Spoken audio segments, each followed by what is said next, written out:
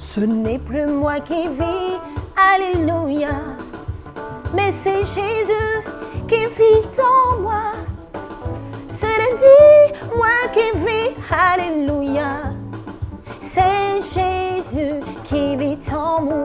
Est-ce que tu peux le déclarer? Alléluia, déclare-le, déclare-le, déclare-le et reçois la force de Christ. Déclare-le, déclare-le dans ta maison, déclare-le dans ton travail, déclare-le là où tu te trouves actuellement, déclare-le au nom de Jésus. Alléluia. Ce n'est plus moi qui vis, alléluia. C'est Jésus-Christ qui vit en moi. Ce n'est plus moi qui vis, alléluia. C'est Jésus qui vit en moi. Oh, en moi, en moi. C'est Jésus qui vit en moi. Ce n'est plus moi qui vis, alléluia. C'est Jésus qui vit en moi. Ce n'est plus moi qui vis, alléluia. C'est Jésus qui vit en moi. Ce n'est plus moi qui chante, alléluia. C'est l'Esprit de Dieu qui me pousse à chanter. En moi, en moi. C'est l'Esprit de Dieu qui me pousse à chanter. Ce n'est plus moi qui chante, alléluia. C'est l'Esprit de Dieu. C'est l'Esprit de Dieu. Est-ce que tu peux acclamer le Saint-Esprit? Acclame le Saint-Esprit. Acclame le Saint-Esprit qui nous a été donné. Acclame Jésus.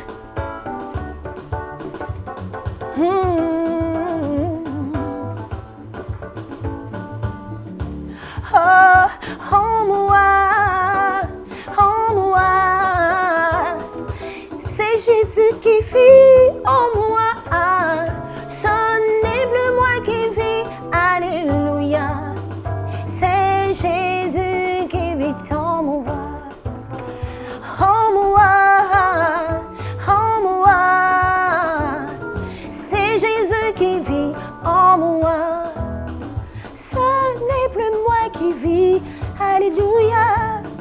C'est Jésus qui vit en moi. Oh, oh, oh. Célébrons-le, célébrons-le, célébrons-le, célébrons-le. Là où tu te trouves, célèbre-le, célèbre-le, célèbre-le. Ne te laisse pas gagner par la tristesse, mais célèbre Jésus qui est capable de tout faire.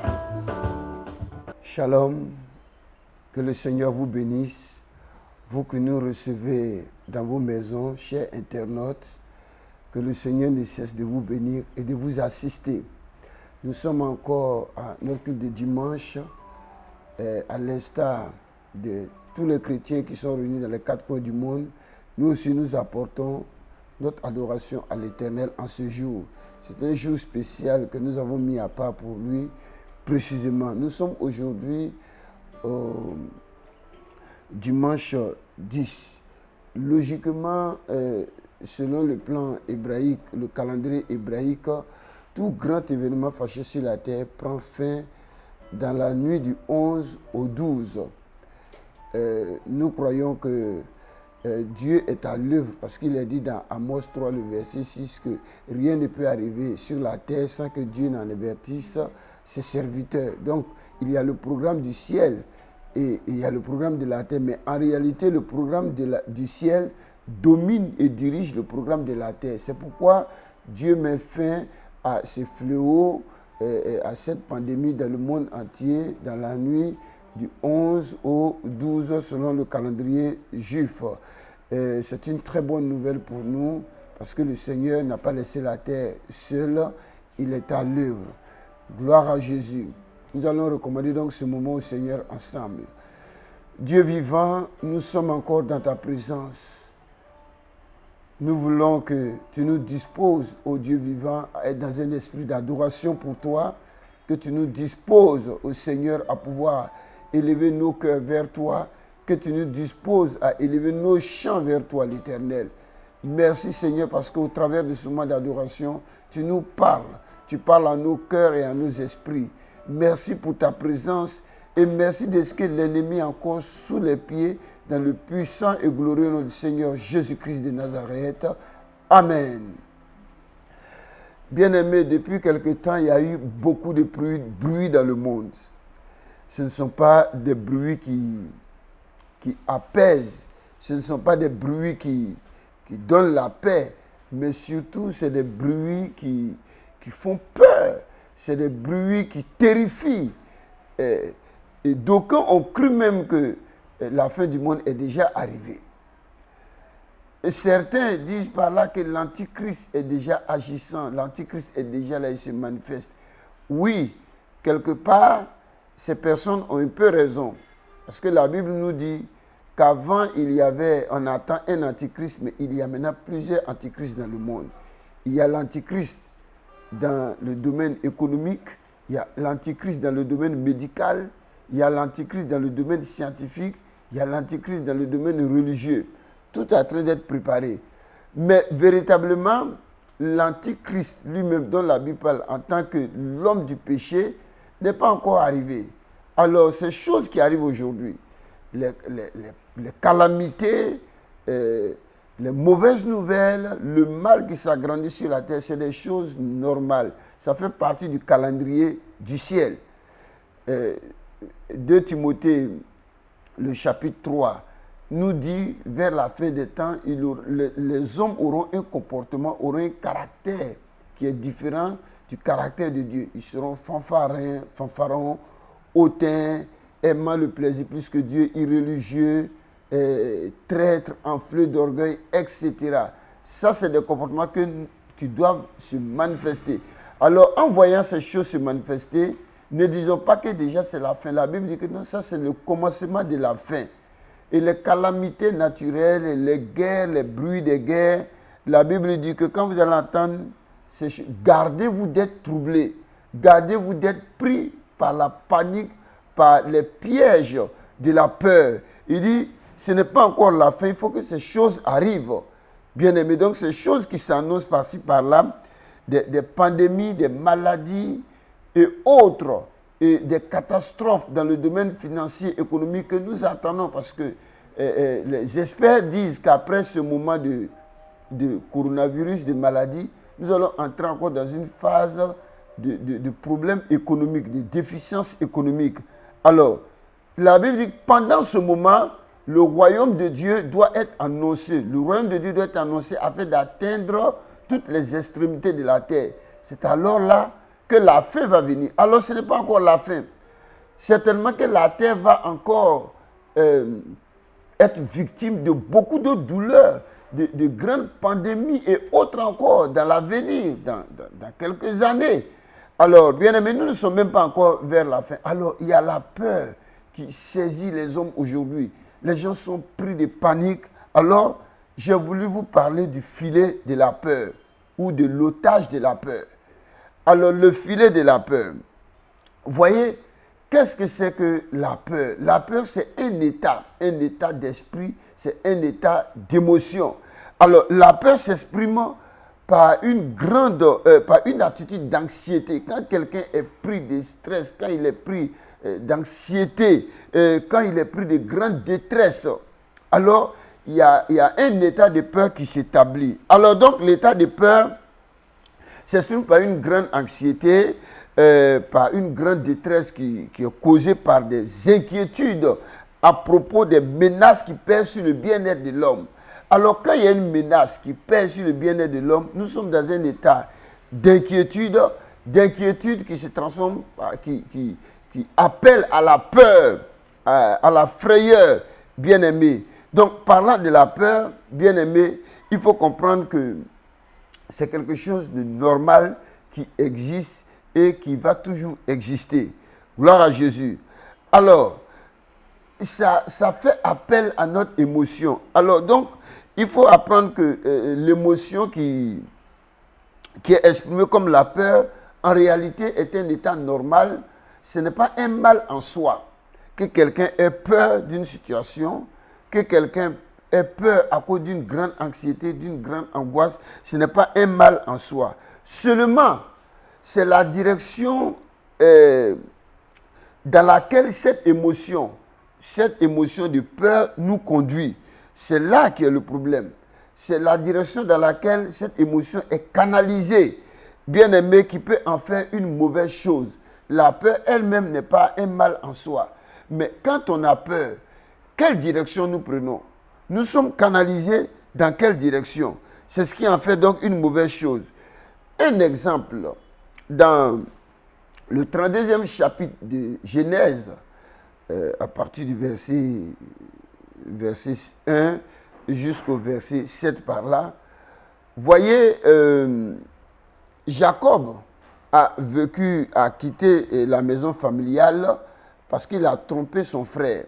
Il a dû voler le droit d'aînesse de son frère et donc la bénédiction qui devrait aller à l'endroit du fils aîné, lui est revenu.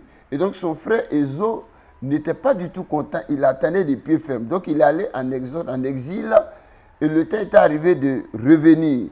Alors quand il venait, il envoyait déjà des messagers dire à son frère Ésaü qu'il revient donc dans son pays, il revient vers sa famille. Il a même appelé son frère mon Seigneur. Il dit, j'ai séjourné chez notre oncle Laban, j'y suis resté jusqu'à présent, j'ai été béni. J'ai des bœufs, des ânes, des brebis, des serviteurs, des servants, etc. Et j'envoie l'annoncer à mon frère Ésaü afin de trouver grâce à ses yeux.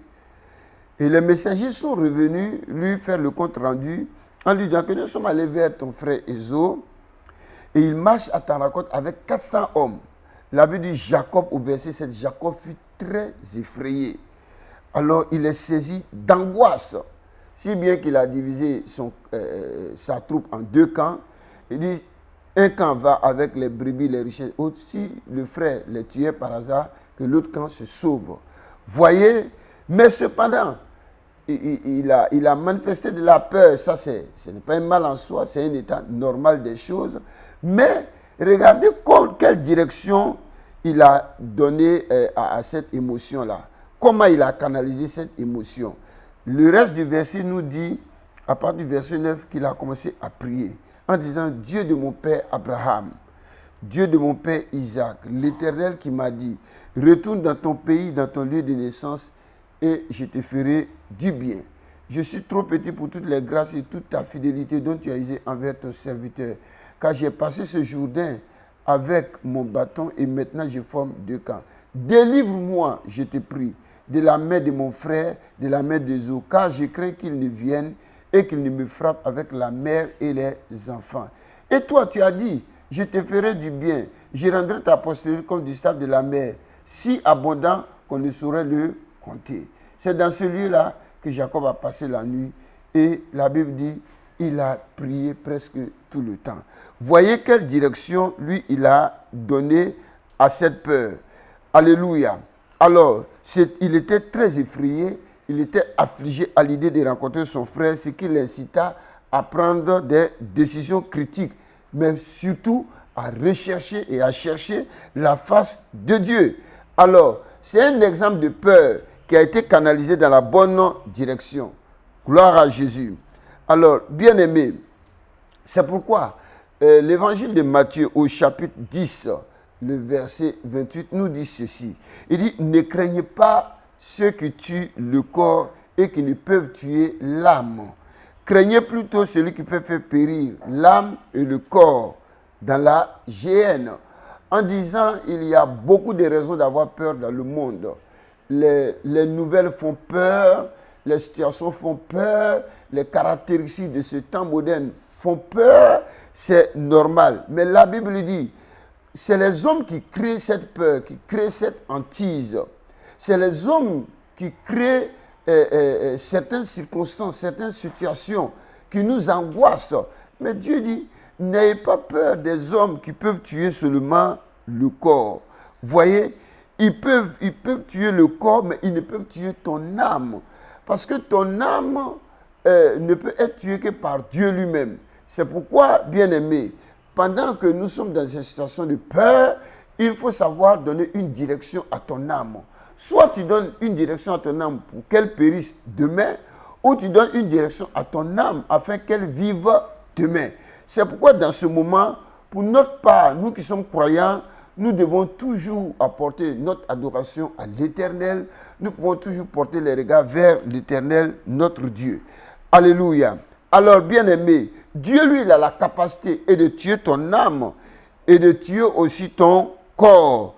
Bien-aimé, je veux que tu comprennes que celui que nous devons craindre, le seul que nous devons craindre, ce n'est pas l'homme mortel comme nous, mais c'est Dieu seul qui doit être craint. Nous n'avons pas à craindre les situations parce que Dieu contrôle les temps. Donc nous n'avons pas à craindre les temps.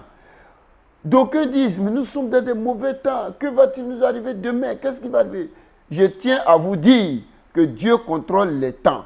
Les circonstances qui nous environnent, les circonstances que nous vivons, Dieu les contrôle même. Dans Daniel au chapitre 2, le verset 20 et jusqu'au verset 22, il est dit Dieu contrôle les temps et les circonstances. Il domine les temps et les circonstances. Ne croyez pas que quelque chose va arriver au hasard. Non, rien n'arrivera au hasard. Ne croyez pas qu'un temps va venir nous surprendre. Dieu contrôle le temps. Le soleil va toujours se lever à l'est et se coucher à l'ouest. Et Dieu est toujours sur son trône. Alléluia. Et les moments de peur doivent être pour nous considérés comme des occasions à développer une relation plus étroite avec notre Dieu et plus profonde avec lui. Donc, dans ce temps de confinement, c'est une occasion pour toi, mon frère, c'est une occasion pour toi, ma soeur, de pouvoir approfondir ta relation avec Dieu, de pouvoir davantage développer une relation avec ton Dieu dans la méditation de la parole de Dieu, dans la prière, dans le jeûne. Alléluia.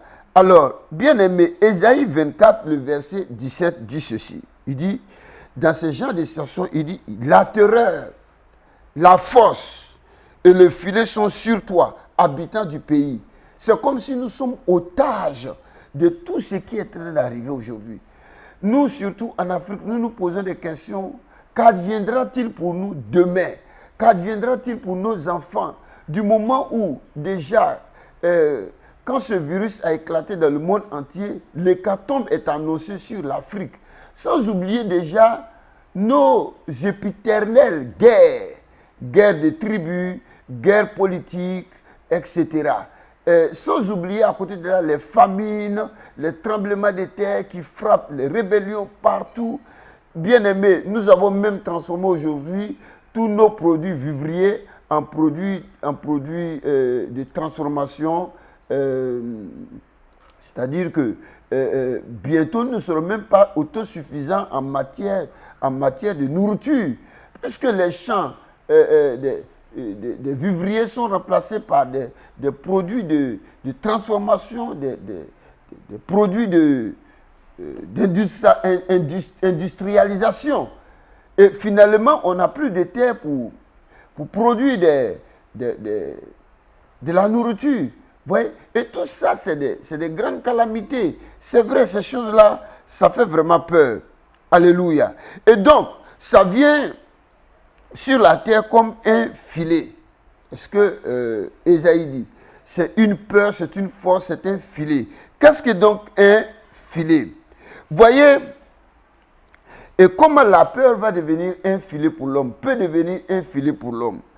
Le mot filet est utilisé dans la Bible ici, bien aimé, pour décrire un piège. Souvent, un piège est décrit comme un filet. Alors, quand on dit on t'a attendu un filet, en réalité, on t'a attendu un piège.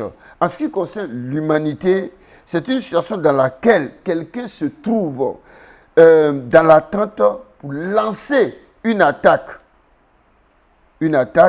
surprise contre une personne, pour lancer une attaque ou bien une astuce par laquelle une personne est induite en erreur. Quand, bien aimé, il y a une astuce qui est utilisée contre toi pour t'induire en erreur, c'est un filet qui t'a été tendu. Vous voyez? Et quand quelque chose agit contre ton intérêt, c'est comme un filet qui est tendu pour toi. Voici un peu comment on peut expliquer le filet en ce qui concerne l'humanité. Donc, c'est un piège, c'est une astuce, c'est une attaque surprise qui est préparée donc contre l'humanité. Gloire à Jésus. Bien aimé, donc tout ce qui arrive, Si nous ne prenons pas la bonne direction, ce sera comme un filet qui est tombé sur le monde. C'est comme un filet dans lequel nous sommes tombés. Et nous sommes devenus une proie. C'est pourquoi il faut pouvoir donner une direction à ton émotion de la peur dans ce moment qui se présente à chacun de nous. Tu n'es pas le seul à vivre, mais il faut voir Dieu plus grand que les hommes. Voir Dieu plus grand que les situations, voir Dieu plus grand que les circonstances. Alors, ta peur saura se canaliser dans la bonne direction. Alléluia. Job 3, le verset 25 dit, « Ce que je crains, c'est ce qui m'arrive. Et ce que je redoute, c'est ce qui m'atteint. » Vous voyez, quand la peur arrive, nous sommes dans un état d'émotion, de peur. Et nous croyons donc que tout ce qui s'annonce va nous atteindre. Nous sommes déjà victimes. Or, Job dit, quand je crains quelque chose, quand je suis dans une situation de crainte perpétuelle, ce que je crains va finir par m'arriver. Alors, bien-aimé, il faut que tu vois Dieu plus grand et mettre la crainte sous les pieds. Je vous ai dit que la peur n'est pas un mal en soi, mais comment canaliser cette peur-là, c'est ce qui est le plus important. Quelle direction tu donnes à ta peur? Ce que je redoute, voyez, c'est ce qui m'atteint. C'est ce que Job essaie d'expliquer. Alors, bien-aimé, c'est par là que la peur peut devenir un filet dans la vie de l'homme. La peur devient un filet, bien-aimé, lorsqu'elle répond à autre chose que Dieu. Quand la peur arrive et ça t'amène à te détourner de Dieu, c'est un filet. Il ne faudrait pas donc permettre à ce que la peur t'éloigne de Dieu, t'éloigne de sa parole. Job a été piégé par la peur, selon la Bible. Il avait peur de tout perdre. Et finalement, il a fini par tout perdre. Et c'est exactement donc ce qui est arrivé. Quand tu as peur de tomber malade, finalement, tu tomberas malade. Quand tu as peur de perdre tout, finalement, tu perdras tout. Quand tu as peur d'être attaqué, finalement, tu seras attaqué. Quand tu as peur d'être secoué, tu seras secoué. C'est pourquoi la peur n'est pas un ami, mais la peur est un ennemi qu'il faut éloigner de soi. Alléluia. Ce que vous craignez a le moyen de vous contrôler. C'est pourquoi c'est vrai. Nous sommes dans un état de panique, un état endémique. Nous sommes dans un état qui fait peur. C'est vrai. Mais écoutez, si tu laisses la peur s'installer en toi, finalement, tu seras contrôlé par cette peur-là. Il ne faut pas permettre d'être contrôlé par cette peur-là. Alléluia. C'est pourquoi l'Esprit Saint dit qu'il déplaît donc à Dieu à chaque fois quand nous manifestons de la peur pour des simples mortels ou des créatures comme vous et moi, des créatures créées par Dieu. Quand nous manifestons de la peur vis-à-vis de ces créatures, vis-à-vis des mortels, cela déplaît à Dieu. C'est comme Dieu nous se pose la question. Donc, mes fils ne croient pas en moi. Là. Mes fils ne me voient pas comme Dieu. Je vais vous lire un passage dans Ésaïe 51, à partir du verset 9. Il dit, réveille-toi, réveille-toi.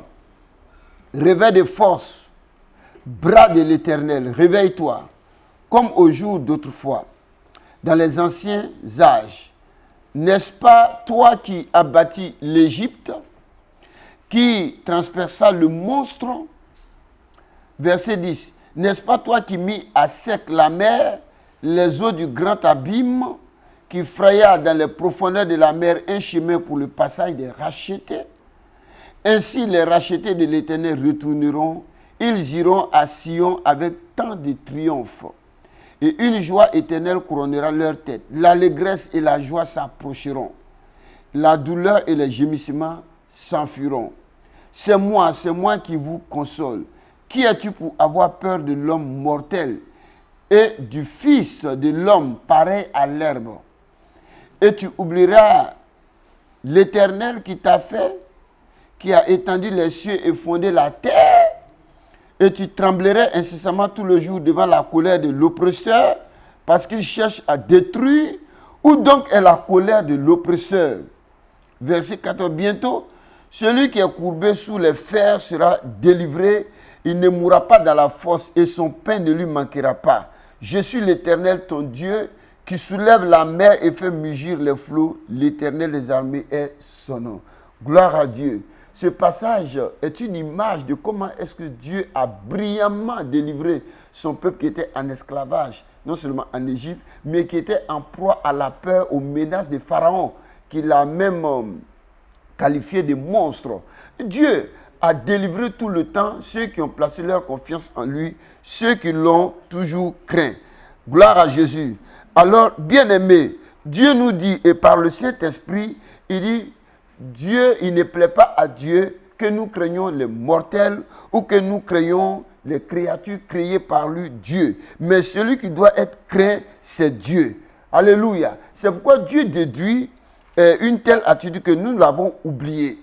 Nous avons oublié qu'il est redoutable. Quand nous laissons la peur des hommes nous envahir, la peur des situations, des circonstances nous envahir, Dieu déduit que nous l'avons oublié. Or, il est redoutable. Alléluia. Et n'oublions pas la grandeur de ses œuvres. C'est lui qui délivre du l'oiseau du filet de l'oiseleur, qui délivre de la mort, qui délivre de la pandémie, qui délivre des circonstances compliquées et difficiles. Alors, Dieu se demande, pourquoi ces enfants qui invoquent son nom, ces enfants qui annoncent son nom, ces enfants qui proclament son nom, qui le connaissent comme le créateur du ciel et de la terre, nourrissent une crainte pour des simples mortels, peu importe leur statut, peu importe leur position. Dieu est plus grand que les hommes.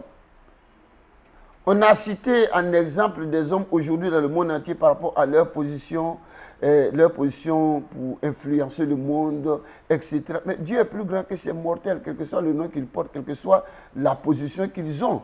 Bien aimé, quel que soit leur statut, personne ne peut égaler Dieu. Dieu seul contrôle le temps, Dieu seul contrôle les circonstances. Alors, il ne faudrait pas que nous oublions que Dieu est redoutable et que ses œuvres sont grandes. Alors, que notre peur, la peur des hommes soit arrêtée aujourd'hui.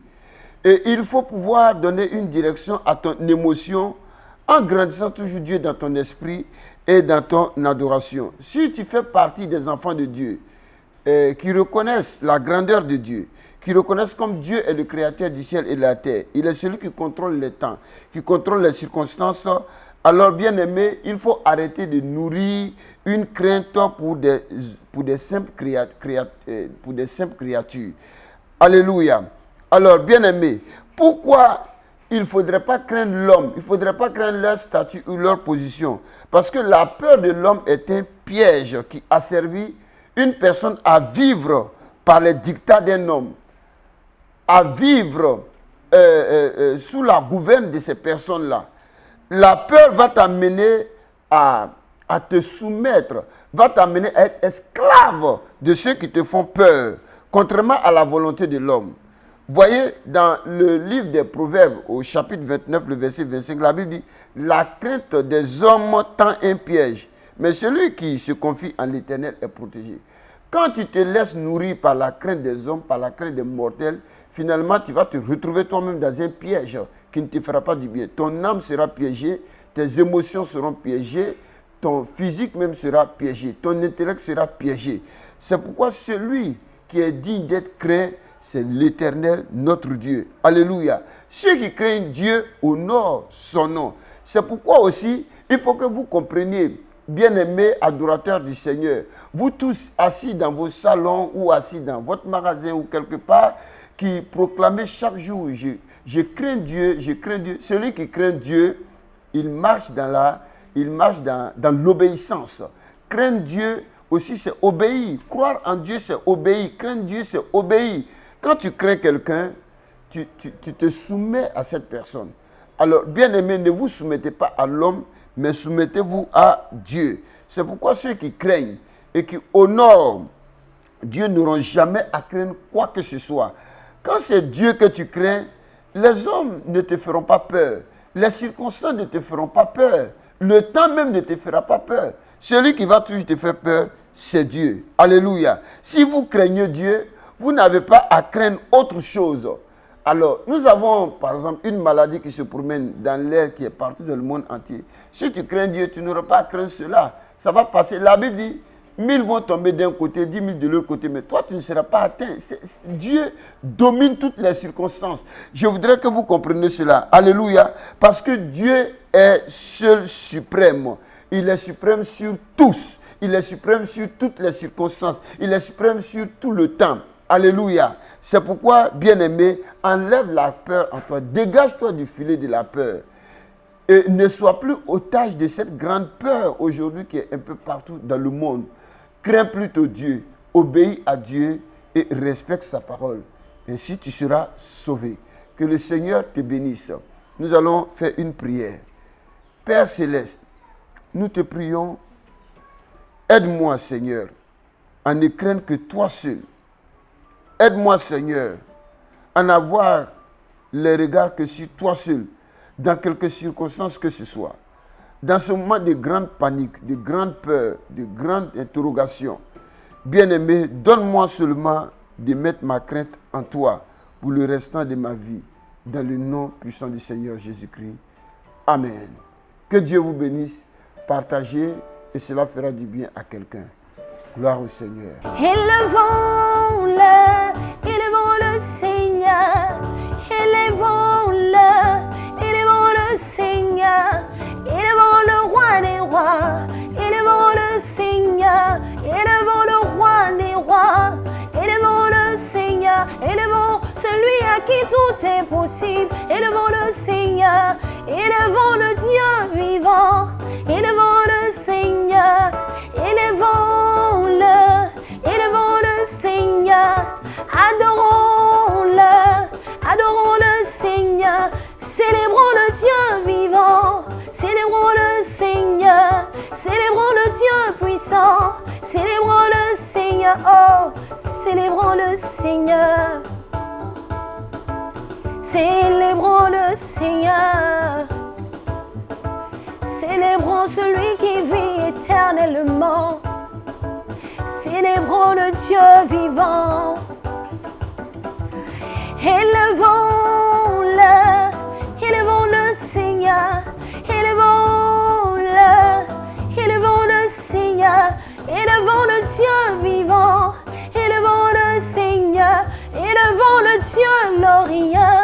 Élevons le Seigneur. Élevons le Dieu merveilleux.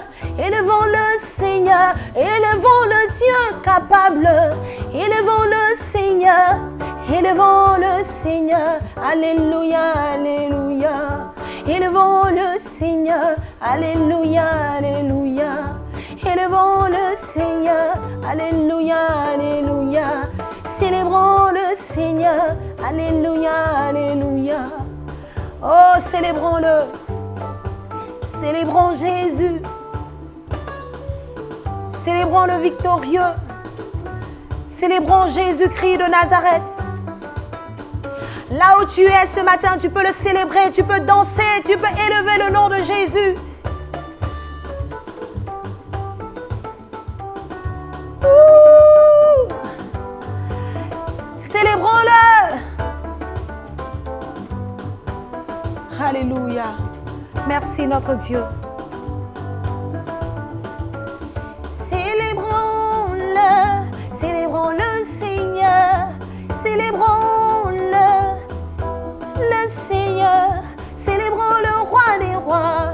Célébrons le Seigneur. Célébrons le roi des rois. Célébrons le Seigneur. Célébrons le Seigneur. Alléluia, alléluia. Célébrons le Seigneur. Alléluia, alléluia. Merci Seigneur.